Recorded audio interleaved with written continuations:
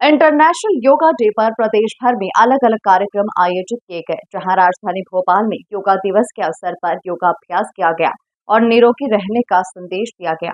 देखिए खास रिपोर्ट। राजधानी भोपाल में योगा दिवस के अवसर पर अलग अलग कार्यक्रम आयोजित किए गए, जहां बीजेपी कार्यालय पर योगाभ्यास किया गया, जिसमें पार्टी कार्यकर्ताओं के साथ दिग्गज नेताओं ने योग किया और निरोगी रहने का संदेश दिया।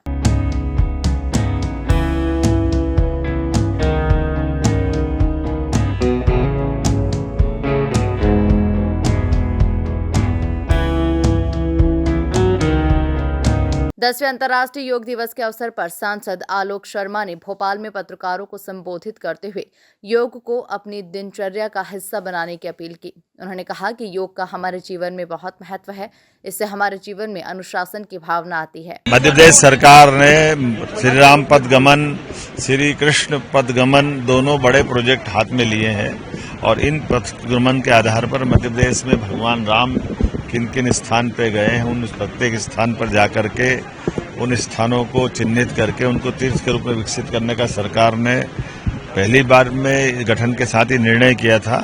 हमारे घोषणा पत्र में भी था। मुझे इस बात की प्रसन्नता कि हम इस पे काम कर रहे हैं। साथ ही साथ ये भगवान कृष्ण, भगवान राम की जीवन की पाठ्यक्रम संबंधित जो भी उपलब्धियां हैं उसको भी हम पाठ्यक्रम में उच्च शिक्षा, स्कूल शिक्षा में लेने वाले हैं।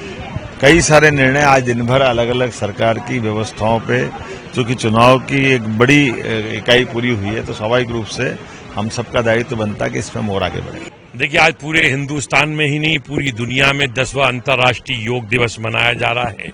योग का हमारे जीवन में बड़ा महत्व है। योग से हमारे जीवन में अनुशासन की भावना आती है।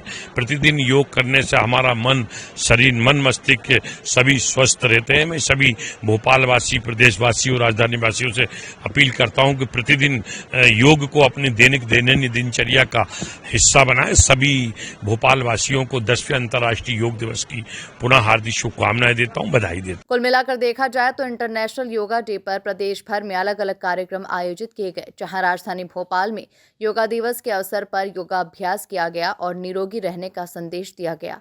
Bureau report, MP news, Bhopal.